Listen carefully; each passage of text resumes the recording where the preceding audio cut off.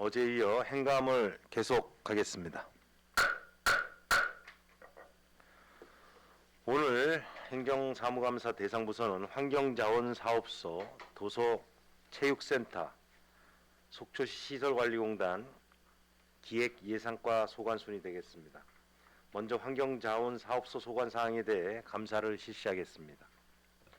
환경자원사업소장님 나오셔서 담당을 소개하신 후에 공통사항은 제외하고 부서 소관사항만 보고해 주시기 바랍니다.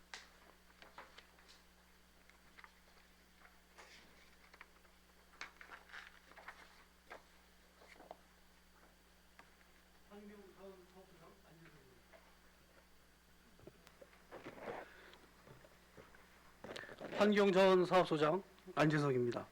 먼저 보고에 앞서 배석한 저희 사업소 담당을 소개해 드리겠습니다. 김두령 환경관리 담당입니다.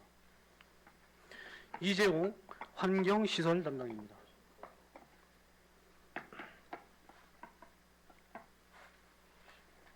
(2021년도) 행정사무감사 환경자원사업소 소관사항에 대하여 보고를 드리도록 하겠습니다.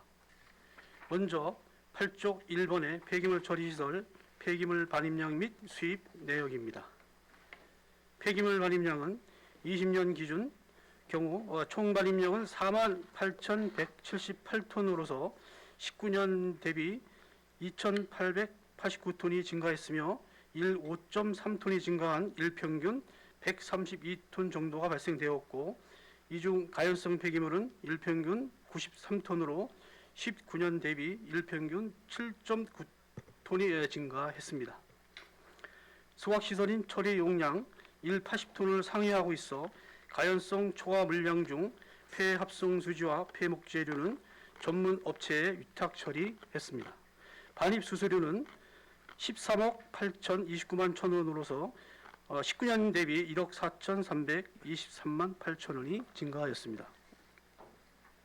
하단에 21년도 4월까지 총 반입량은 20년 대비 1,019톤이 증가한 15,017톤이며 일평균 8.4톤이 증가한 하루 125톤이 반입되고 있고, 이 중 가연성은 20년 동기간 대비 일평균 10.4톤이 증가한 91.8톤이 매일 반입되고 있습니다. 21년도에도 가연성 초과 물량은 위탁 처리하고 있습니다. 반입 수수료는 전년 동기 대비 7,150만 8천원이 증가한 4억 4,717만 5천원입니다. 증가 원인은 폐기물 물량 증가와 반입 수수료 25% 인상에 따른 것입니다. 20년과 21년 4월까지 상세 현황은 도표를 참조해 주시기 바랍니다. 다음은 구쪽입니다. 이번에 폐기물 처리시설 주변 영향지역 주민지원기금 적립 및 사용 현황과 향후 기금 사용 대책입니다. 먼저 기금 적립액은 21년 4월 30일 기준 143억 2,700만 원으로서 주요 재원은 06년부터 18년까지 조성한 속초시 출연금 130억 원과 매년 적립되는 폐기물 반입 수수료의 10% 및 기금의 은행 예치, 이자 수입 등이 되겠습니다. 또한 현재 기금은 정기 예금 140억 5,300만 원, 공공예금 2억 7,400만 원으로 관리하고 있으며, 기금 사용은 주민지원협의체와 주민편의시설 운영비로 대부분 사용되고 있습니다. 현재 저희 사업소에서 영역권 내 주민들에게 기금의 적정 사용을 통한 주민 편익을 증진시키기 위해 지원사업 발굴 등을 포함한 주민지원기금 지원사업 기본계획 수립 연구 용역을 발주한 상태로서 21년 4월까지 완료할 계획이었으나 코로나19 방역 지침 강화로 주민 설명회를 통한 의견 수립에 어려움이 있어 현재는 용역을 중지한 상태이며, 방역 지침이 완화되면 즉시 용역을 재개해서 하반기 중으로 마무리하고 2022년부터는 사업이 착수될 수 있도록 하겠습니다. 다음은 10쪽 3번의 주민편의시설 관련 사항입니다. 주요 시설은 남녀 목욕탕과 찜질방이 있으며 11년 4월 1일부터 속초시 폐기물 처리시설 주민지원회비체에서 위탁 운영하고 있고 현재 7명의 직원이 근무하고 있습니다. 페이지 중간에 운영 및 결산 내역입니다.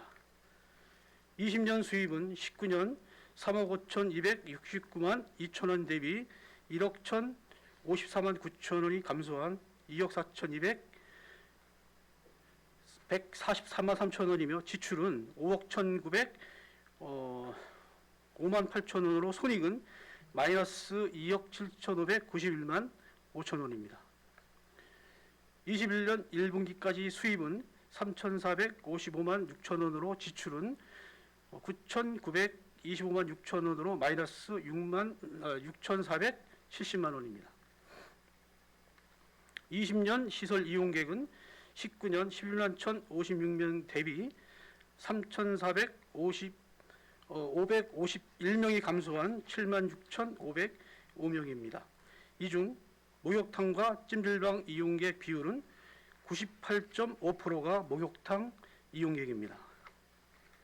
21년 5월 16일까지 목욕탕 이용객은 18,440명으로 일평균 157명이 이용을 했습니다. 이와 같이 마이너스 운영에 어려움을 겪고 있는 것은 코로나19 확산에 따른 장기 휴업과 다중이용시설 이용 기피가 원인이며 주민편익시설은 영양권 주민의 복리 증진을 위한 비영리 사업으로서 경영 합리적 측면에서 진단하기는 어려운 점이 있습니다. 원활한 운영 시점은 요금 인상 관련 속초시 폐기물 처리시설 주변 지역 지원에 관한 개정 조례가 확정되는 시점 이후와 코로나19 집단 면역 체제가 정착되는 단계에서는 정상화될 것으로 기대하고 있습니다. 11쪽입니다. 노후시설 보수비는 20년 8건에 1억 2,159만 1,000원으로 21년 4월까지 2건에 963만 7천 원이 집행되었습니다. 시설 설치 기간이 11년 차에 있어 쾌적한 주민 편익을 제공하기 위해서는 다중이용시설 특성상 노후시설 교체가 매년 꾸준히 진행되고 있습니다. 세부 보수 내용은 11쪽의 도표를 참조해 주시기 바랍니다. 11쪽 하단과 12쪽 상단의 목욕협회 재기민원 진행사항 및 향후 대책입니다. 목욕협회에서 지속적으로 제기한 주요 민원은 19년 3월부터 20년까지는 시중요금과 같이 영양권 이용 주민의 편익시설 이용요금 인상과 공휴일, 토일 휴무를 확대하라는 것과 동종 목욕업종에 영향을 주고 있으므로 폐쇄하고 용역을 통해 주변에 피해가 없는 다른 업종으로 전환하라는 내용이었습니다. 21년 2월 20일 방문 시에는 주요 민원 방향이 영양권 주민 이외의 일반 주민요금을 시중요금 수준으로 인상하고 영양권 주민도 이용요금을 인상하라는 것과 공휴일, 토일 휴무를 확대해서 영업시간을 단축하라는 내용이었습니다. 폐쇄 요청권에 대해서는 주민지원협의체가 폐쇄 찬반에 대한 자체 설문조사를 20년 3월 25일 한 결과 설문 참여자 1,402명 중 전원이 폐쇄 반대 의견을 제시하여 수용 불가로 하고 요금 인상과 공휴일과 토요일 휴무 요건에 대해서는 주민지원협의체 정기회에서 휴무일 확대권은 수용 불가로 하였습니다. 요금 인상권은 반영하는 것으로 하여 일반 주민은 4,500원에서 6,500원으로 영양권 주민은 성인 기준 3,000원에서 3,500원으로 인상하는 것과 22년에는 물가와 인건비 상승 등 제반 요건을 고려해 추가 인상을 검토하는 것으로 협의를 하였으며 관련 조례는 개정 중에 있습니다. 이와 같이 주민편익시설과 이익이 상충되는 목욕협회에서 장기간 계속 요구해온 민원 중에 수용이 가능한 부분은 최대한 반영될 수 있도록 하였습니다. 12쪽 하단 4번의 유용미생물 EM 보급 현황입니다. EM 보급 사업은 주민의 생활 속 악취 저감과 화학세제 사용 억제 등 친환경 생활습관 정착과 농업 부문의 농작물 생육 촉진과 병충해 저감으로 친환경적인 안전한 먹거리 생산을 통해 농가 수익 증대는 물론 주민 건강성을 높이기 위해 추진하는 무상 보급 사업입니다. 보급 현황은 19년 12톤, 20년 11.2톤, 21년 4월까지 3.8톤입니다. 공급량 중 일반 주민에게 60%를 보급하고 40%는 폐기물 소각시설과 침출수 처리시설 등에서 사용을 하고 있습니다.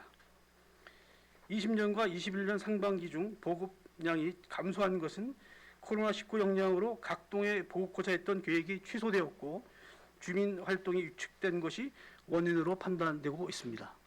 이상으로 환경자원사업소 소관 2021년도 행정사무감사 보고를 마치겠습니다. 예, 소장님 수고하셨습니다. 자리에 앉아주시기 바랍니다.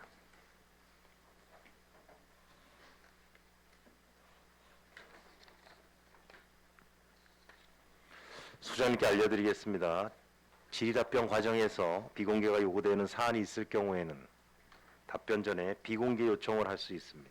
또한 지방자치법 제41조에 따라 행정사무감사 수감을 위해 출석, 배석하여 주신 담당들께서는 필요한 경우 참고인 자격으로 행정사무감사 특별위원회 위원들의 질의에 대하여 의견을 진술하여야 함을 알려드립니다. 의견을 진술하실 경우에는 직함과 성명을 밝혀주시고 답변석에 나오셔서 사실대로 답변을 해주시기 당부드립니다. 아울러 위원님들의 질의 중 자료를 추가 요청할 경우 부서장과 담당께서는 행정사무감사 종료 전까지 제출하여 주시기 바랍니다. 의원님들 질의 시간은 의원님들과 10분으로 하고 시간이 부족할 경우 추가 질의를 활용해 주시기 바랍니다. 그럼 질의를 시작하겠습니다. 먼저 질의하실 의원님, 네, 강정호 의원님부터 먼저 할까요? 예. 예, 위원장님 감사합니다. 소장님 저 설명 잘 들었습니다. 우리가 이제 그 생활 폐기물과 산업 폐기물 관련돼 가지고 의회에서 이제 어떠한 정책과 대안을 낼 때 이제 우리 부서들이 이제 환경위생과도 있고 그다음에 이제 자원사업소 네. 그리고 또 때로는 또 시설관리공단 이렇게 다 해당이 되는 얘기 같습니다. 그래서 어느 부서를 상대로 행감을 할 때 얘기를 해야 될까 하는 의원님들이 많은 고민이 있는데 그렇다고 또 세 부서에 똑같은 얘기를 다 할 수는 없으니까 제가 오늘 드리는 말씀이 꼭 환경자원사업소만의 독자 업무가 아니면은 나중에라도 우리 부서들 간의 협의를 좀 통해서 개선 방안을 좀 찾았으면 좋겠습니다. 네, 알겠습니다. 예. 소장님, 우리가 흔히 얘기하는 이제 생활 폐기물이 발생이 되면은 보통 이제 이러한 단계들을 거치죠. 주민들이 이제 폐기물을 생산해서 지정된 위치에 놓으시면 그거를 수거를 하고 또 분류를 하고 그 다음에 매립 및 소각 절차를 거치고 있습니다. 근데 이제 우리가 지금 이 시대에서 가장 중요한 것은 플라스틱과 비닐 등 여러 가지 그 재활용품과 관련된 매립과 소각 문제 때문에 모든 걸 이제 집중적으로 고민해야 되고 정책들도 그렇게 변화하고 있는 시점인데 제가 최근에 우리 KBS 뉴스를 하나 보다 보니 이런 좋은 아이디어가 있었구나 하는 것을 제가 좀 보게 됐어요. 그래서 오늘은 제가 여기서 뭐 이런 부분을 꼭 관철시켜 달라는 말씀은 아니지만은 이 방송을 한번 보시고 우리 소장님께서도 좋은 이 자료가 됐으면 하는 바람으로 보여드리겠습니다. 영상을 좀 보겠습니다. 네, 감사합니다. 네. 이게 한 달 전에 나온 뉴스인데요.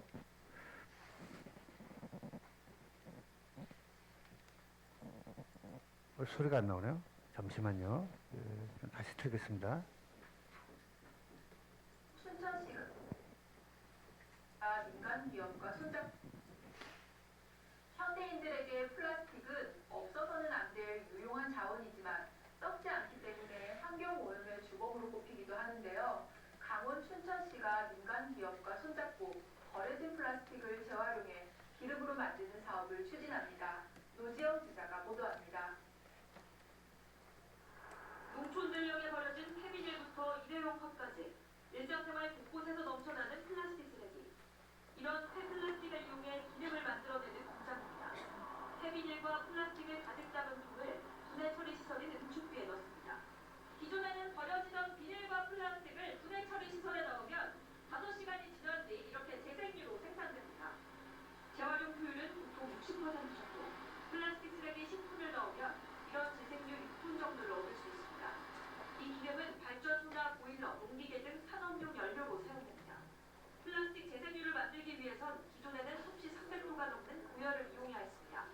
하지만 이곳에선 상대적으로 낮은 온도에서 세라믹볼에서 나오는 파도를 이용해 기름을 만드는 겁니다. 사실상 전기만을 사용하고 있다 보니 뭐 탄소 배출권이라든지 이런 것들에 대해서는 자유로울 수가 있을 거고요. 순수 플라스틱 같은 경우는 90% 이상 수율을 확인했습니다. 한 해 강원도에서 나오는 플라스틱 쓰레기는 15만 톤. 이 가운데 절반 정도만 재활용됩니다. 나머지는 내립장에 묻히거나 태워서 없앱니다. 춘천시는 앞으로 이런 플라스틱 쓰레기를 모아 재생유로 생산할 예정입니다. 플라스틱이나 비닐 이런 것들은 분해가 안 되고 있는 몇 년씩 하니까 R&D 사업 쪽으로 먼저 이제 시작을 해보고 이제 그 과정의 사업성이 이제 진짜 우선부터 판단이 되면 그때는 좀 확대를 해나갈. 춘천시는 이 사업의 성과가 좋을 경우 기존에 내리쳤던 플라스틱 쓰레기도 다시 판에 기름으로 재활용하는 방안까지 검토할 계획입니다. KBS 뉴스 우정입니다. 네, 소장님 뭐 내용 충분히 알고 계신 내용일 거라고 생각을 합니다. 근데 이제 우리 속초시 같은 경우 재활용률이 이제 적을 때는 한 20%, 많을 때는 40%까지 올라가지만 이 지금 방송 보도를 보면은 그 재활용률이 상당히 높게 올라갑니다. 그래서 그런 부분들 잘 검토해 주실 것을 부탁드리겠습니다. 네, 적극 검토하도록 하겠습니다. 그리고 부서하고 좀 협의도 좀 자주 하셔서 꼭 이 문제만이 아니고 우리 쓰레기 관련된 문제는 수시로 부서 간 협의가 좀 필요하다 보여집니다. 예, 이상 마치도록 네, 하겠습니다. 감사합니다. 네. 예. 위원장님 이상입니다. 네, 강정호 의원님 수고하셨습니다. 우리 강정호 의원님께서 우리 생활 속에서 배출되는 플라스틱이라든지 기타 재활용 쓰레기에 대한 우리 재활용 방법에 대해서 고민을 말씀해 주셨습니다. 우리 춘천시를 예를 들어서 폐스트라틱을 이용해서 재생유를 생산을 해가지고 활용하는 방법을 좋은 사례로 제안을 해주셨습니다. 한번 검토를 해서 우리 시도 저런 모범 사례를 적극적으로 좀 이렇게 답수할 필요가 있다, 이런 말씀을 좀 드리는 자리였습니다. 자, 이어서 방원호 의원님 질의를 해주시겠습니다. 네, 위원장님 기회 주셔서 감사합니다. 예, 소장님. 네. 수고가 많으십니다. 오늘은 그 몇 가지 말씀을 좀 드리고 제안을 좀 하나 좀 드리려고 합니다. 그다음에 검토할 사항도 있고, 하여튼 신중을 기해서 검토를 좀 해주시기 바랍니다. 그다음에 저기 우리 환경위생과 우리 감사 보셨나요? 예, 뭐 얘기는 들었습니다. 아, 예. 거기에 주문을 또 많이 했고요. 이제는 우리 자원순환 TF팀에서 이제 해야 돼서 이제 마무리를 져야 될 것들을 곧 이제 마무리가 됩니다. 재활용에 대해서, 분리수거에 대해서, 종류에 대해서 그렇게 되면 이제는 조금 재활용에 대해서 조금은 더 시민들도 조금은 더 그래서 우리가 그런 기회를 좀 만들어 보려고 해요. 시민들과 아무래도 같이 해야 될 것 같다는 생각이 들고요. 그다음 우리 자원순환팀에는 뭐냐면 드리고 싶은 말씀이 뭐냐면 우리가 지금 쓰레기 매립장이 30년 사용 기간이 30년이죠. 네, 그렇습니다. 30년을 저는 틀림없이 그 쓰레기 매립장을 100년을 쓰겠다고 약속을 했어요. 본위원은 우리가 100년을 쓰기 위해서 할 수 있는 방법, 환경위생과에 던진 것도 있지만 우리가 지금 해야 될 것들이 좀 있어서 제가 우리 자원사업소에 몇 가지 말씀을 좀 드리도록 하겠습니다. 100년을 써야 됩니다. 소장님. 네. 매립장 100년을 써야 된다고. 네. 그리고 수도권 매립지도 서울, 경기, 인천에 쓰레기가 들어오는데 거기를 폐쇄를 시키면 그 쓰레기 과연 어디로 갈 것이냐. 우리가 거기를 지금 주목을 해보면 저 쓰레기장은 진짜 100년을 쓸 수 있도록 만들어야 된다는 생각이 듭니다. 그리고 우리가 지금 그 슬러지 케이크는 그냥 생슬러지 그냥 묻죠? 슬러지는 이제 저희가 소각장에서 소각하고 10톤 정도는 이제 가연성이 너무 온도가 높다 보니까 예. 같이 섞어서 이제 온도 조절용으로 같이 해서 이제 태우고 전량 있습니다. 다? 네, 전량 타고 있습니다. 알겠습니다. 몇 가지 살펴보겠습니다. 저는 지금 소각장에 지금 굴뚝 폐기물 소각시설 집진시설에 대해서 좀 말씀을 좀 드리도록 하겠습니다. 우리가 지금 굴뚝에서 측정을 할 수 있는 방법들이 TMS가 있고요. 상시 측정하는 게. 상시 측정은 먼지하고 삭스, 락스, CO, HCl, 염화수소 정도는 이제 상시 측정을 하죠. 그 다음에 초미세먼지를 측정을 안 하고, 네, 그렇습니다. 그 다음에 이제 자가 측정이 있고, 다이옥신은 이제 반기별로 한 번씩 측정을 하죠. 네, 제가 자료를 드린 거랑 같이 한번 좀 분석을 한번 해보죠. 우리 과연 우리 소각장의 굴뚝에 대한 중금속의 오염도가 어떻게 변하는지를 좀 한번 살펴보도록 하겠습니다.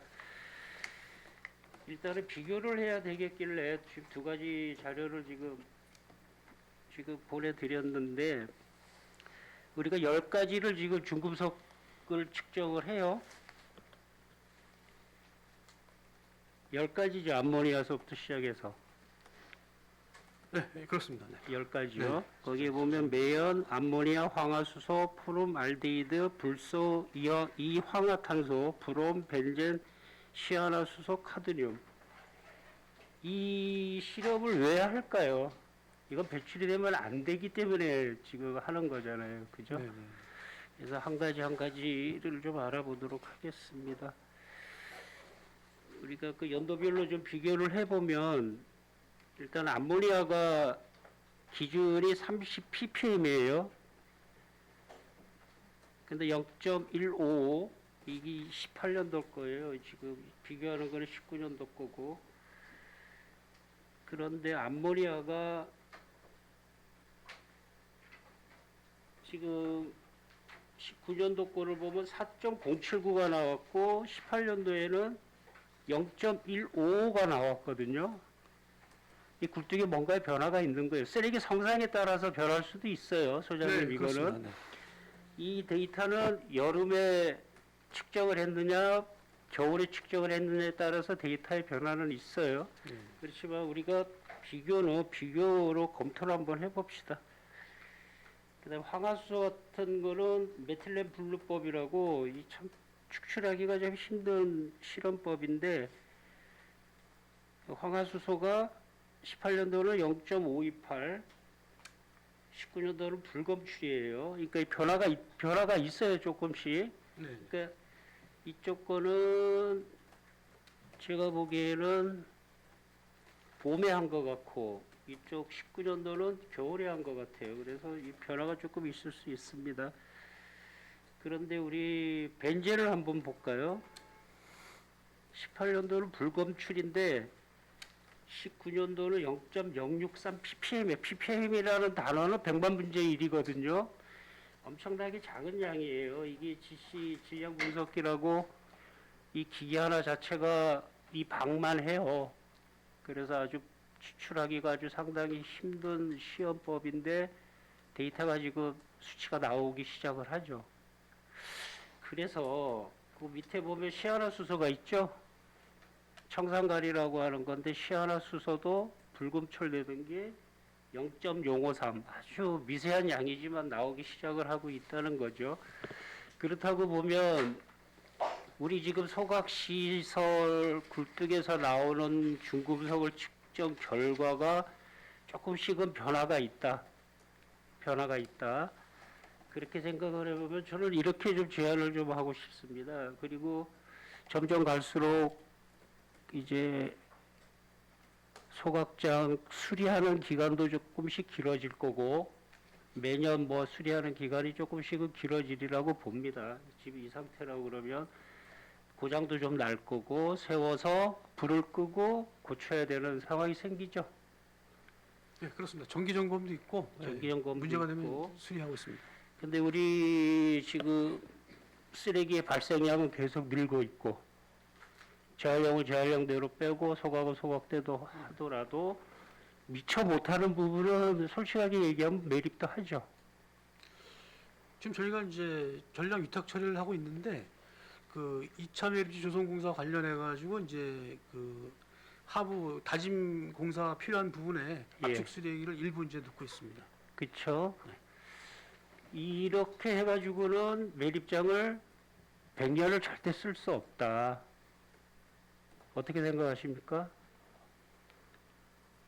예, 현 상태에서는 100년 사용은 사실 불가능한 상태입니다. 그러니까 우리 뭐 방법을 찾아야 되겠죠. 과연 어떻게 할 것이냐. 재활용도 한계가 있다고 보잔 말이죠. 그래서 환경위생과에서 최대한 노력을 할 겁니다. 그렇다 그러면 저는 이렇게 제안을 좀 드리고 싶습니다. 우리가 지금 슬러치 케이크 자체를 지금 가연성하고 섞어서 태우고 있는데 우리가 조그만 소각로를 하나 좀 더 설치를 해서 그런 케이크 전용이라도 내지는 우리가 오버홀 정기 점검이나 오버홀 작업이나 수리 기간에라도 쓸 수 있는 좀 여유분이 좀 생겼으면 좋겠다. 우리가 지금 80톤 소각장을 갖고 있어 상당히 다행인데 속초시는 거기서 밀려 있고 여름에 보면 적환장이 다 꽉 차 있고 미처 소화를 못 하고 밖으로 빼내야 되고 돈을 들여야 되고 그다음에 또 안 되면 매립도 해야 되고 이런 상황에서는 저희들이 현 세대도 그렇고 미래 세대를 위해서 소각장을 한 30톤에서 40톤 정도는 좀 하나는 더 만들어야 되겠다는 생각이 들고요. 그 다음에 우리가 그 80톤에 대한 그 소각장에 대한 효율이 120%씩 가동을 시켜버리면 그 기기가 견디겠어요? 그래서 그 가동률을 한 80%로 줄이고 이 30톤에서 40톤 되는 소각장을 하나 좀 더 만들자. 저는 이렇게 제안을 드리고 싶습니다. 거기에 대해서 좀 답변을 좀 부탁드립니다, 소장님. 예, 알겠습니다. 예. 미래 세대를 위해서 고민을 하시면서 좀 답변을 해 주십시오.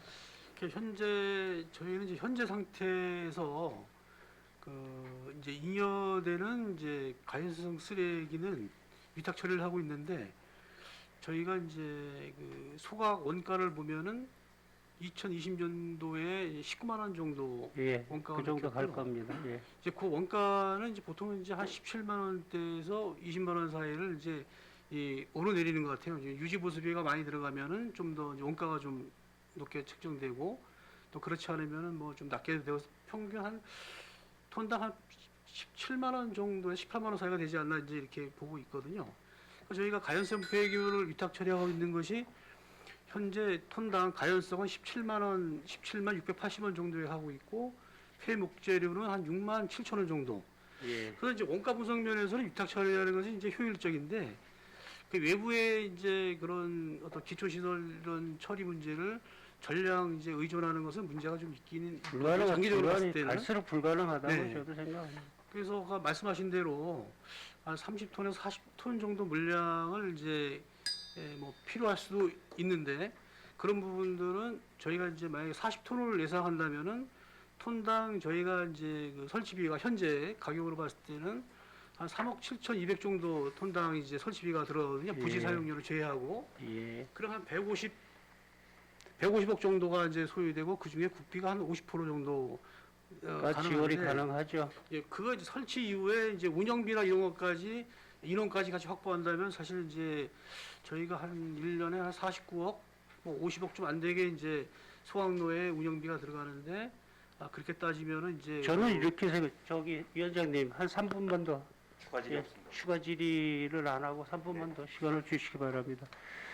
우리가 위탁 소각을 하고 위탁 처리를 하고 이런 부분의 돈을 그 연간도로 따지면 나중에는 그게 오히려 더 이익이 나지 않을까라는 생각이 들어요. 그리고 어느 지자체에서 아까 매립지도 수도권 매립지도 말씀을 드렸지만 서울 경기 쓰레기를 인천에다 버린다고 매립지 못 쓰게 한단 말이죠. 그런 시대가 와요. 곧 쓰레기는 자체적으로 우리 속초시 쓰레기를 속초시에서 처리를 해야 된다는 그런 생각을 갖고 있어야 돼요. 그래서 우리가 미래적으로 그걸 좀 준비를 해야 되겠다 이 생각이 들어요. 이제 그런 이제 말씀하신 대로 그것 때문에 그게 이제 맞습니다. 예. 맞고. 근데 이제 저희가 이제 사업비 관한 이제 문제를 그 이제 보조도 받고 하려면은 사실 국비도 받아야 되는데 저희가 이제 소각로에 보통 이제 평균 수명은 한 15년 내외를 보고 있고 저희 한 50톤 이상의 이제 소각로는 예. 내구 연한을 20년으로 잡고 있습니다. 예. 그 유럽에서는 이제 뭐 관리가 잘 되는 데는 30년까지도 저희 같은 이제 스토커 방식 사용하는 예. 사례도 있고 예. 이제 정부에서 이제 환경 기술 진단하는 걸 인정하는 기간이 예. 15년은 되어야 이제 환경 기술 진단을 했을 때 그 예. 진단 결과를 이제 인정해서 예. 뭐 그걸 기존에 있는 시설을 새로 예. 교체해 주거나 예. 아니면 증설하거나 예. 뭐 여러 가지 이제 뭐 이런 리모델링을 말씀 잘 하든가 하셨어요, 소장님. 교체 시기에는 우리 도대체 어떻게 할 거냐라는 예, 그래서 얘기가 이제 들어요. 예, 예. 그래서 이제 기술 진단을 이제 해야 되는데 저희가 이제 도래 시점은 언제냐면은 2025년이 되면 이제 그 진단 결과를 인정받는 시기에 도래해서 저희가 현재는 2023년 4년쯤에는 예산을 좀 확보해서 그 전반적으로 이제 그 기술 진단을 하게 되면은 그 결과에 따라서 그 증설에 대한 그 의원님이 제시해 주신 40톤 정도의 그 증설하는 그런 계획도 적극 저희가 그 진단 사항에 포함해서 예. 한번 검토를 한번 하도록 하겠습니다. 네, 답변 감사드리고요. 한 가지만 더, 진짜 이거는 이 시아나 수소라는 게 굴뚝에서 나오는 중금속 중에 제가 ppm이라고 그랬어요. 100만 분의 1이란 미세한 양이지만 나온단 말이죠, 이제는. 이제는 나온단 말이에요. 그러니까 우리 어떻게 해야 돼요? 이거 준비해야 돼요. 중금속을 막을 수도 있고 할 수 있는 여러 가지 방법. 50톤 미만 아까 소각장을 말씀을 하셨습니다만 그거보다 작게라도 지금 80톤짜리 효율을 좀 낮춰가면서 오래 쓸 수 있는 방법을 강구를 좀 하셔야 된다. 이렇게 말씀을 드립니다. 그 다음에 우리가 저기 굴뚝에 저거 있죠? 백필터들 있죠? 네네. 플라이애시.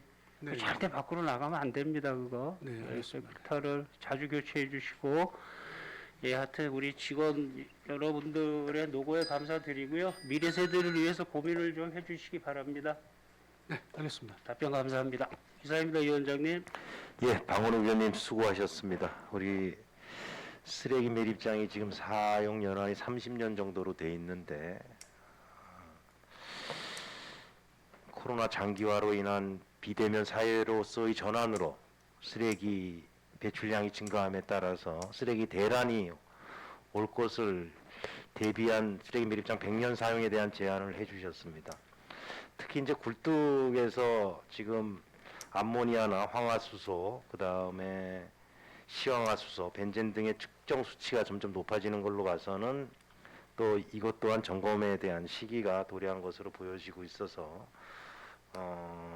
업무적으로 좀 이 관심을 갖고 계속 이 수치 점검을 해나가야 된다라는 말씀을 해주셨고 또 이런 소각로 정기 점검 수리 기간에도 소각장이 운영될 수 있도록 소각로를 하나 더 설치를 해갖고 운영될 수 있도록 그런 좀 정책적 대안을 준비를 하실 시기가 왔다라는 제안을 해주셨습니다.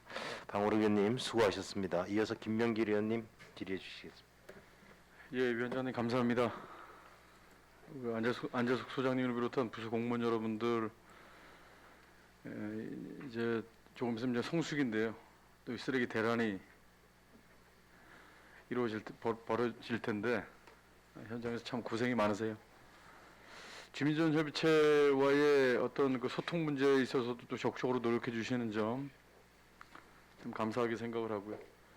자, 질의 드리도록 하겠습니다. 생활 폐기물과 관련된 존경하는 방원욱 부의장님께서 말씀해 주신 부분이 있기 때문에 이것과는 좀 별개로 덧붙여서 말씀을 드리면 소장님께서 부임하시기 전에 제가 2018년 의회 첫 입성을 해서 첫 행정사무감사 때 그 차폐조림 관련돼서 말씀을 드린 적이 있어요. 우리 온정리 마을 그리고 대포동 인근 이 소각로 굴뚝을 좀 가릴 수 있는 차폐조림을 좀 설치를 해야 된다는 말씀 계속해서 건의를 드리고 있고 지금 용역에도 이 내용까지 같이 포괄적으로 광범위하게 담고 있는 거죠. 그것도 이제 포함돼. 그렇죠. 포함이 돼서 지금 용역 시행이 코로나19 거리두기 방역 수칙 완화 시 이제 즉시 다시 이제 용역을 재개한다고 하셨는데 대략 언제쯤 될 것 같습니까? 이게 저희가 한 7월쯤에는 네. 저희가 이제 원래 그 6월 초에 재개하려고 했었는데 네. 다시 또 그 문제가 좀 더 확산되고 하다 보니까 네. 연기해서 한 7월에는 네. 저희가 가능하면 재개를 해서 이제 용역 중지지만 그 전 상태에서 계속 네. 이제 중지 상태에서도 네. 검토는 같이 이제 해왔는데 네. 정식적으로 이제 7월 초쯤에 아마 이제 재개를 해서 네. 마무리해야 되지 않을까 이렇게 이제 보고 있습니다. 저는 이렇게 생각을 합니다. 이 쓰레기 매립장은 반드시 그 지자체에서 필요한 건 맞습니다. 그러나 그 쓰레기 매립장이라든가 소각장의 위치 선정 문제에 있어서만큼은 주민들께서 강하게 저항을 할 수밖에 없는 입장이 지금 이런 상황들이기 때문이라고 생각하는데 관장님 생각은 어떠세요? 하여간 그런 부분도 있죠. 그렇죠. 이제 사실 그 지역의 브랜드 가치가 하락이 되겠죠. 그런 건 있을 수 있죠. 그러니까 도시 내에서는 사실 도시 안에 서울 같은 경우에도 대도시는 도시 안에 소각장이 있고 예, 굴뚝이 있거나 산업지대에는 이제 산업시설에 굴뚝이 많이 있는데 네.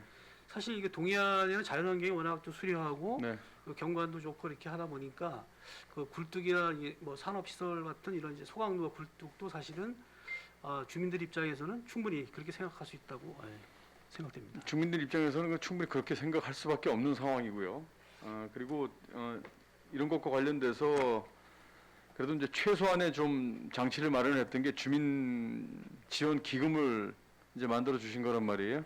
그래서 주민 지원 기금과 관련돼서도 연장선상에 제가 말씀을 드리면 자, 주민 기금이 이제 다 확보가 다 됐고 네. 이제 쓰는 일만 남았습니다. 근데 이제 용역을 통해서 기금 활용을 어떤 식으로 이제 진행을 할지는 전반적인 자료를 통해서 해야 되겠죠. 네. 그런데 저는 이제 다른 지역 사례를 벤치마킹하고 다른 지역 사례 분석을 통해서 어떤 그 성공 사례에 대해서 공부를 하시는 것까지 다 좋은데 네네네. 우리 속초시만에 아주 모범적인 주민지원 기금 활용 사례가 좀 만들어져야 된다. 이런 생각을 하고 있습니다. 어떻게 생각하십니까, 과장님? 그게 이제 가장 어려운 부분입니다. 네. 사실 그 주민기금 관련해서 이제 각 시군의 이런 혐오시설 관련해서 네. 주민협의체가 만들어져 있고 이제 기금 사용하는 부분도 있었는데 상당 부분 실패도 많이 했고 네. 또 그것이 저희가 벤치마킹은 하지만 그 지역 여건이 다 틀린 상황이거든요. 특히 이제 우리 시 같은 경우에는 그 밀집 주거 지역과 가장 또 근접한 지역에 있는 부분도 있고 이제 그런 부분이 있어서 그 자체 우리만의 그 합의된 그 적합한 어떤 사업을 한다는 게 쉬운 일은 아니지만 하여튼간에 잘 될 수 있도록 아마 적극 노력하도록 하겠습니다. 우리만의 합의된 그 사업을 하려면 주민 간의 소통이 가장 중요합니다. 네네네. 주민 간의 소통이 가장 중요하고 직접 피해 지역, 간접 피해 지역 뭐 이런 부분까지 포함해서 이제 그 주민 간의 소통을 이제 하고 계시는데 네네네. 일단 주민 간의 합의가 중요하기 때문에 네. 그런 그 합의가 도출이 될 수 있는 노력을 또 부서에서 누구보다 전문가시잖아요. 또 오래 계셨고 좀 노력을 해 주십사고 제가 말씀을 드립니다. 알겠습니다. 자, 제가 이제 그 사진을 좀 보면서 좀 말씀 좀 드리겠습니다. 사진을 좀 보여주시기 바랍니다.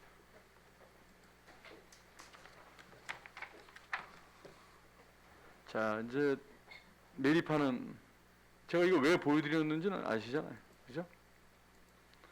지금 주민 편익 시설과 관련된 그 걸리지 않고 일방적으로 다 매립하는 부분들 이런 부분과 관련된 그 제보 사진들이 많이 들어와요. 네. 일단 소각을 이제 하기 전에 분리하지도 않고 이제 바로 그냥 네. 매립하는 부분들에 대한 그 주민들의 상당한 항의성 그런 제보들이 많이 들어오는데 여기에 대한 앞으로의 대책은 어떻습니까? 이제 계속해서 이제 쓰레기가 증가할 걸로 보이는데요. 그래서 저희가 지금 이제 현실적으로 그 아까 방원호 의원님께서 말씀하신 대로 그 소각장을 바로 증설하거나 하는 부분들은 그렇게 간단하게 할 수 있는 부분은 아니고 네네. 장기적으로 봐야 되는 문제가 있고요. 현재 그래서 저희가 이제 쓰레기를 이제 감량화시키는 노력도 네네. 해야 되고 네. 또 재활용 선별장에 이제 가연성이 재활용 부분들이 많이 이제 들어오는데 우리가 재활용률을 높여서 매립량을 감소시키고 소각량을 줄이는 데는 네. 사실은 이제 선별장에서 노력도 굉장히 중요하지만 네. 주민들에 대해서 분리할 때 네. 분리를 굉장히 좀 이렇게 선별적으로 아주 순도 있게 네. 잘 해줌으로 인해서 저희가 재활용률을 높이게 돼서 결국 이제 자원을 네. 회수할 수 있고 이제 그런 과정을 통해서 이제 매립량도 저희가 최대로 축소시키고 소각량도 축소시키고 이렇게 해야 되는데 그래서 저희가 페트 압축기를 이제 예산에 반영한 것이 올해 이제 6월에 제작이 들어갔고 네. 7월이면 준공이 됩니다. 그러면 현재 비닐 압축기 1.5톤이 현재 있는데 시간당 네. 이것이 1.5톤 페트 압축기가 추가되면 네. 저희가 현재 비닐 압축할 수 있는 능력이 하루에 12톤 정도의 최대 용량을 갖고 있는데 네. 그렇게 되면 이제 2배로 이제 24톤 정도 되는데 예. 실제 효율을 봤을 때는 한 20톤 정도를 분리만 잘 돼가지고 저희가 할 수만 있다면은 재활용할 수 있는 그런 이제 여건은 이제 갖췄고 이제 환경위생과하고 적극 협조를 해가지고 공단하고 우리가 쓰레기를 잘 선별해서 페트라든가 비닐도 이물질 없게 깨끗이 이제 비닐도 분리하고 저희가 페트도 좀 선별 이렇게 잘 분리한다면은 저희가 이제 매립장에 들어가는 양이라든가 소각량도 상당히 축소시킬 수 있을 네네. 것으로 보고 있습니다. 이게 지금 자료에서 보니까 7월 24일쯤 준공 예정일인가요? 네네네. 이때는 정확하게 가능할까요? 네, 그렇습니다. 예. 지금 그러면 정상적으로 지금 여름 잘 성수기 들어가는 시점 있는 것 같은데 최대한 조속하게 마무리가 될 수 있도록 과장님께서 신경을 많이 써주시기 바랍니다. 네, 감사합니다. 자, 그리고 주민전 편익시설과 관련된 부분을 제가 말씀 좀 드릴게요. 편익시설이 생기고 나서 지금 인근 동종업종, 네. 우리 피해 지역 내에 있는 동종업종들에 대한 가격 할인율로 인해서 좀 피해가 있다라는 말씀을 제가 처음부터 계속 이제 드리고 있는데 네. 조정은 계속 돼 가고 있는 거지 않습니까? 네, 인근 목욕협회 관계자들은 어떻게 생각을 합니까? 지금 이 결정에 대해서, 지금 이 조정안에 대해서 어떻게 생각하십니까?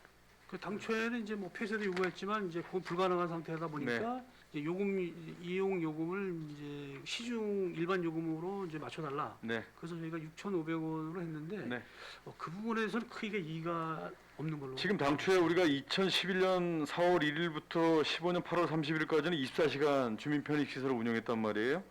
그래서 1차 조정이 된 거는 2015년 9월 1일부터 17년 12월 31일까지 5시에서 11시까지 이제 운영하는 걸로 돼 있고, 네.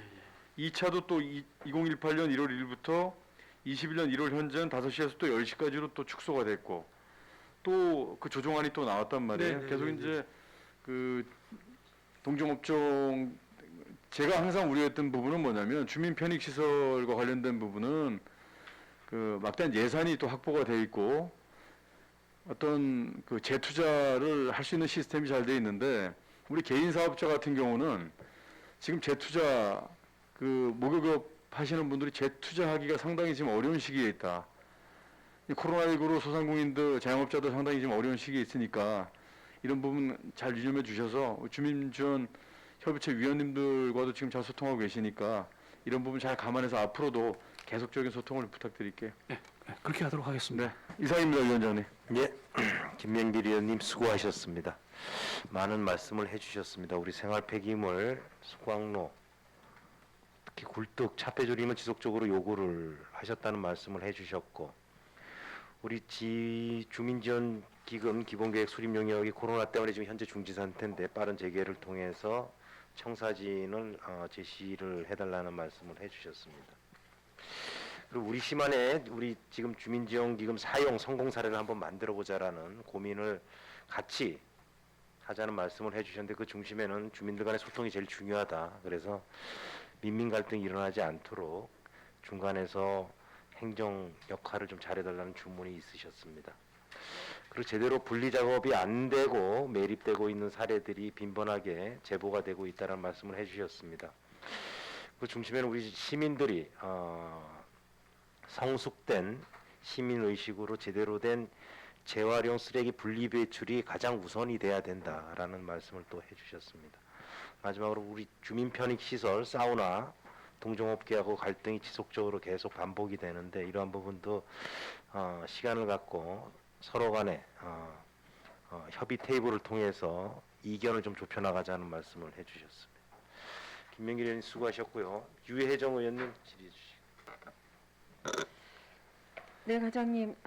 이제 또 여름이 다가오고 네, 네. 작년에도 이제 코로나의 부분으로 그 배달 음식 또 산업이 굉장히 육성되어 있는 상황인데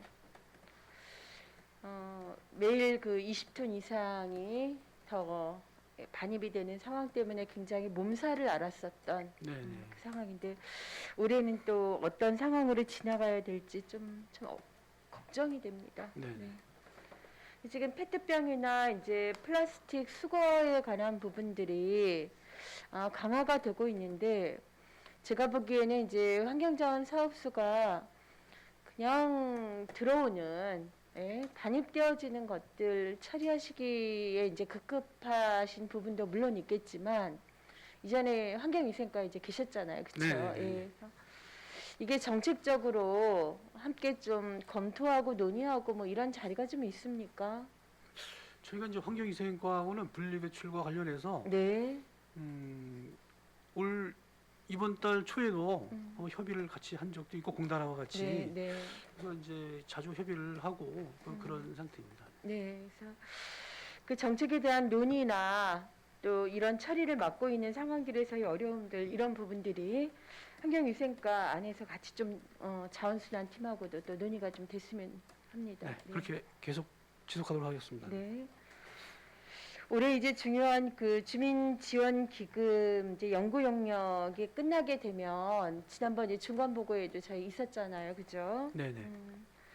기대가 되는 부분도 있고 한편으로 이제 우려가 되는 부분도 있습니다. 그러니까 연구 용역이 그냥 용역의 상황으로 우리 지역에 그 부분을 도입하거나 적용하거나 좀 어려운 참 어렵지만 뜬구름 잡기 전국에 있는 여러 가지 사례들을 조합해 놓은 이런 상황들은 피해야 된다.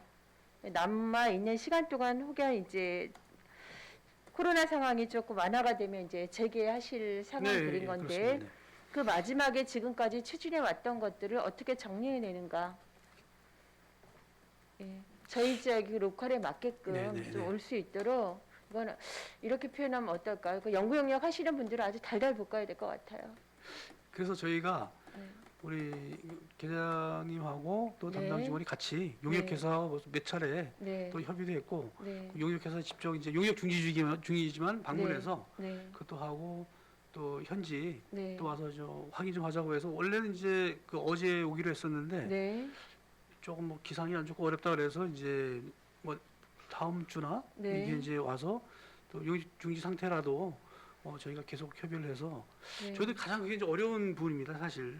그쵸. 외부의 저희 지역이 사례- 작고 네. 사실은 특수성이 있잖아요. 그러니까 그 메리지나 이 3개 동들이 모두 다 시내 안에 네. 아주 작은 지역에 우리가 살고 있는 부분이기 때문에 요 상황들의 어떤 기금을 위한 사업이 들어가는 부분도 그 뭐 친화적이어야 된다. 어디 멀리 있거나 그게 아니라 정말 친화적인 사업으로 딱 피부에 와닿는 무언가를 좀 낚아챌 수 있도록 돼야 될 것 같아요. 고민을 많이 하도록 하겠습니다. 네, 네. 네. 자, 이것과 함께 저는 이제 그 주민지원 협의체의 상황에 대한 말씀을 좀 드려야 될 것 같아요. 왜냐하면 이번 이제 2년 임기로 이 협의체 운영을 하고 계시는 위원님들이 이제 8월에 다시 재구성이 되죠. 예, 예, 예. 네. 그러니까 어려운 일들을 또 놓고 바로 지금 이제 연구 용역이 또 끝나가는 즈음에 또 이 위원님들이 또 바뀌게 되는 거예요. 그러다 보니까 어떤 사업의 연속성인 부분에 이해도가 좀 서로 좀 다를 수 있는 부분들에 대한 얘기로 또다시 반영하느라고 되게 어려울 수도 있겠다라는 생각이 드는데 저도 그 이제 주민지원협의체 또 위원회 한 사람으로 저희 김명길 의원님과 함께 이제 일을 하고 있지만 중요한 거는 그런 것 같아요. 이게 이제 협의체가 민간 구조로 되는 거죠. 그렇죠? 네, 그 안에 이제 구성들이. 근데 되시는데 그 역할에 대한 충분한 오리엔테이션이 정말 필요하다는 생각이 듭니다. 그냥 위원회에 들어오시면 그리고 기금이 굉장히 막대한 부분들이 있고 무언가 할 수 있을 것 같지만 해도 안 되는 패배감을 안고 또 이제 그러니까 그것의 패배감이라는 말씀은 뭐냐면 잘못 이해를 하셔서 그런 것 같아요. 주민지원협의체가 지금 현재 할 수 있는 일, 해야지 되는 일, 그리고 기금 사용은 어떠해야 되는 일, 뭐 이런 상황들을 알고 계시면 그분들이 마음속으로 가졌던 기대와 끝날 때쯤 중간에서부터 그 패배감은 없는 거거든요. 그럴 필요가 없는 부분인데 이 누상 이런 부분들이 이제 누적돼 오는 것은 제대로 된 주민지원협의체가 어떤 일을 어떻게 해야지 되고 책임이 무엇이고 그리고 일을 할 때는 어떠한 매뉴얼이 필요하고 이런 어떤 합리적인 생각들을 좀 협의체에 들어오셔서 하셔야 되는 게 굉장히 중요한 일을 하신단 말이에요. 이분들 책임감도 많고 그런 것만큼 이 일을 위한 오리엔테이션이 이거는 행정에서 좀 준비를 해주셔야 되는 거 아닌가. 교육의 기행인 거죠. 그러니까. 네. 네, 알겠습니다. 그 의원님 말씀하신 대로 네. 뭐 혹시 그 선진 사례라든가 견학이라든가 아니 선진 사례 그걸 네. 말씀드리는 게 아니에요. 사례 견학 이게 아니라 협의체 내에서 주민들이 자신들의 의견들을 가지고 이 여러 가지 환경자원 사업소가 지금 하고 있는 사업들을 뭐 감시도 하고 모니터링도 하고 네. 의견도 내고 그리고 할 수 있는 권한과 그런 선상들은 다 좀 정리가 돼야지 된다라는 거죠. 그 부분이 되어야지 과한 책임감 안 가지셔도 되고 예. 예, 알겠습니다. 그러면 이제 그런 사실 이제 그 주민 대표분들로 구성되어 있고 저희 그 지역에서도 신망 있는 분들이 이제 추천되는 분이다 보니까 네. 사업소에서 사실 이제 저희가 뭐 이분들을 교육하거나 하는 이제 그런 입장은 아니고 위치도 아니지만 이게 이제 의원님이 말이 말씀하신 교육으로 대로 표현이 된 거지만 예, 네. 그런 역할을 네. 할 수 있는 네. 그런 매뉴얼을 한번 정리를 해가지고 네. 뭐 배포하거나 뭐 좀 숙지할 수 있도록 네. 그런 기회를 한번 저희가 마련해 보도록 하겠습니다. 꼭 하셔야 돼요. 네. 그러니까 주민지원협의체가 구성이 돼서 운영이 되면 다른 식의 어떤 정보나 이 상황보다 이 민간 안에서만 이제 계속 서로의 어떤 그림을 가지고 회의를 해나가시는데 제가 보기에는 그 이전에 충분한 역할과 기능에 대한 그 정도는 좀 돼야 되겠다는 생각들이 들고요. 그리고 하여간에 이 주민지원협의체가 주민 편익시설, 목욕탕, 찜질방까지를 운영하고 있는 부분에 굉장히 과한 희생을 좀 하고 있다라고 저는 봅니다. 과한 희생을 해서 편익시설이 지금 위탁으로 되어 있기 때문에 편익시설에 대한 어떤 제안들은 이제 주민지원협의체가 했지만 반드시 이제 운영을 꼭 했었어야 됐나. 다시 이제 재위탁을 또 하시려고 굉장히 노력하셔서 지금 위탁받아서 운영을 하고 있지만 우리 어떤 그 위원회 하나가 이와 같이 과한 책임과 일을 하고 있는 데들은 없거든요. 그러다 보니까 내부에서 좀 서로 합리적이고 잘 소통하고 그럴 수도 있는 일들도 업무의 가중함 때문에 굉장히 좀 어려워지는 측면들이 없지 않았나. 네, 알겠습니다. 그래서 여기 이제 어떻게 보면은 이제 저런 것 같아요. 이게 어차피 그 주민 편익 시설이라는 거는 혐오 시설과 관련해서 네. 주민들에게 실질적으로 이제 편익을 제공하는 거다 보니까 거기에 어떤 뭐 경제적인 이런 뭐 수익과 관련된 거를 먼저 생각하기보다는 편익을 우선으로 하다 보니까 네.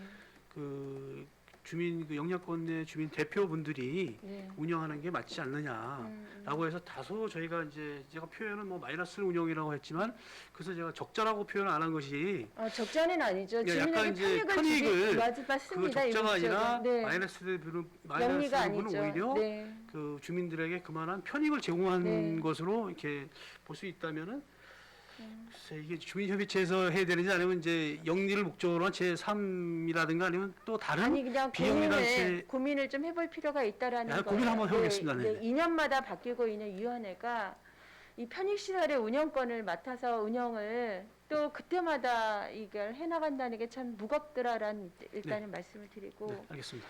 그것에 대한 대안으로 오히려 뭐 그 인력이라든가 이런 부분을 저희가 좀 고민을 해볼 수 있을 것 같습니다. 하여간에 올해 지금 어렵게 시작된 이 기본 연구 용역 자체가 또다시 또 새로 구성되고 또 끝나가시는 분들의 의견도 잘 들어야 될 것 같고 신규 구성되는 분들의 소통들을 통해 좀 잘 매듭이 좀 지어서 이번에 어떤 성과가 좀 있었으면 합니다. 네, 알겠습니다. 네, 감사합니다. 이상입니다. 예, 유혜정 의원님 수고하셨습니다.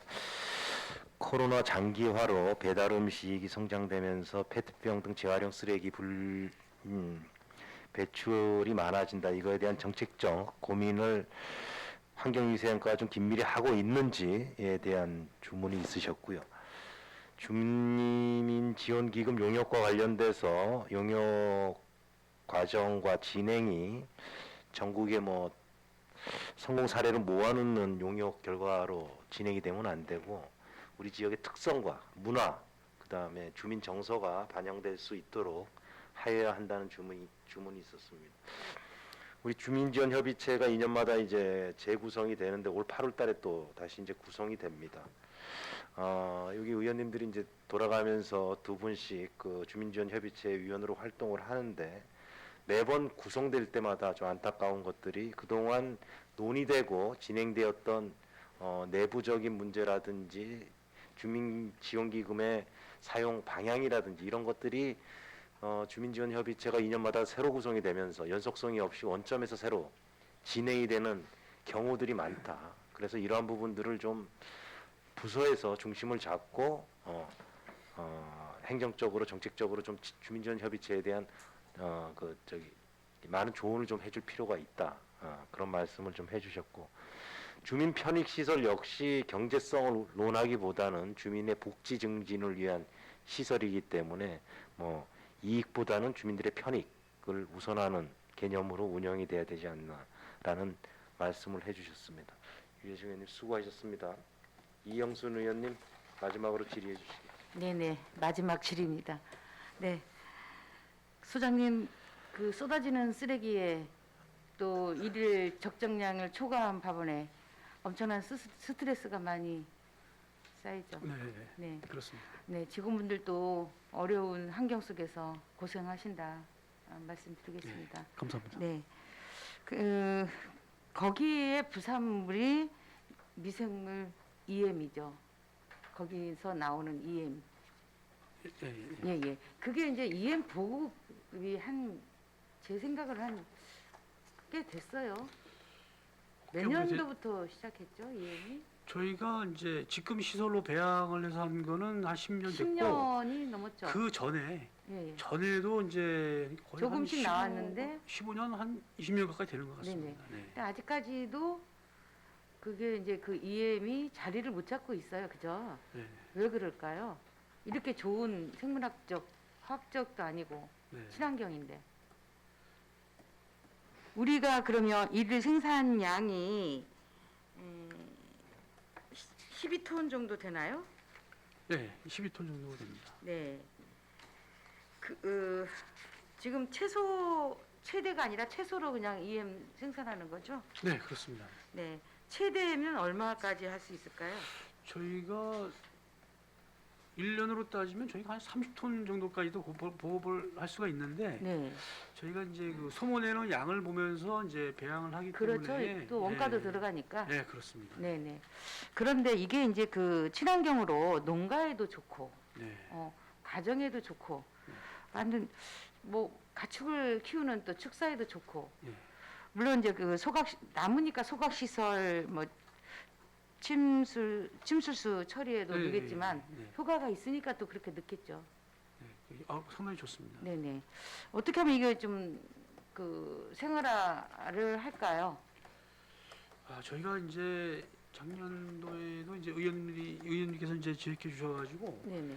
그 코로나가 없었다면은 좀 이제 각 동에 네. 실질적으로 좀 그 도시 전체에 동을 중심으로 해서 좀 확산을 하려고 했었는데 네네. 또 저희가 용기도 다 만들어 놓은 상태였었는데요.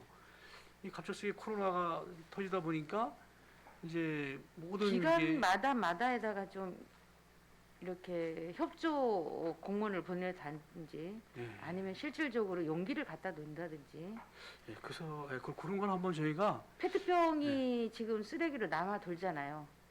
네, 그 그렇습니다. 용기를 가져오라면 시민들이 바쁜 생활에 네, 네, 네.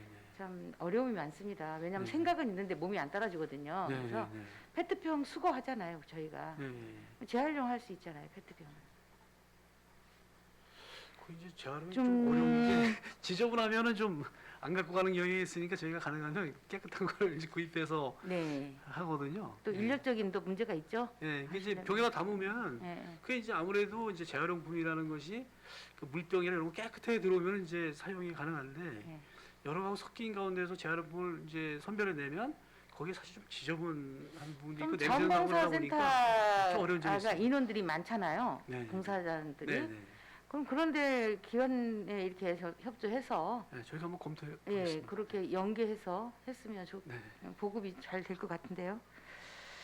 그리고 이제 요즘 페트병 수거가 굉장히 좀 뭐랄까 그 상표를 떼어서 투명하게 내보내라고 요즘 공고를 하고 있죠. 네. 근데 일반 시민들은 잘 모르고 있습니다. 아, 네. 페트병을 버릴 때 그게 상표 붙어 있는 플라스틱을 띄어서 네, 네. 투명한 병만 버리라 네. 이렇게 지금 시행을 하고 있잖아요. 네, 네. 국가적으로. 네. 근데 지금 많은 시민들이 국민들이 그 사항을 모르고 그냥 그대로 버리고 있고요. 지금 다행히 아이스팩 수거는 그 자원봉사센터에서 올해 사업으로 해가지고 새마을 연합회하고 연계해서 지금 수거를 하고 있고요. 네, 네, 네. 또 사회단체 일부에서도 아이스팩 수거를 하고 있습니다. 아시고 계시죠? 예, 예. 예, 예. 환경위생과하고 연계해서. 네, 네, 네. 근데 우리 그 아무래도 그 폐기물 처리에 반입되는 게 아이스백이 그렇게 유용하지가 않잖아요, 그죠? 예, 그것도 플라스틱이 예, 한 불을 태울 수도 안 태워지고 또 물에다 갖다 버려도 같이 융화가 안 되고 네, 네. 굉장히 골칫거리죠. 네, 그래서 네, 재활용뿐이 답이 없다. 그래서 우리 환경자원사업소도 환경위생과하고 같이 논의를 하셔서 아이스백 수거를 했을 때 인센티브를 준다든지 뭔가 정책적으로 좀 나가야지 않겠는가. 그래야지 재밌죠.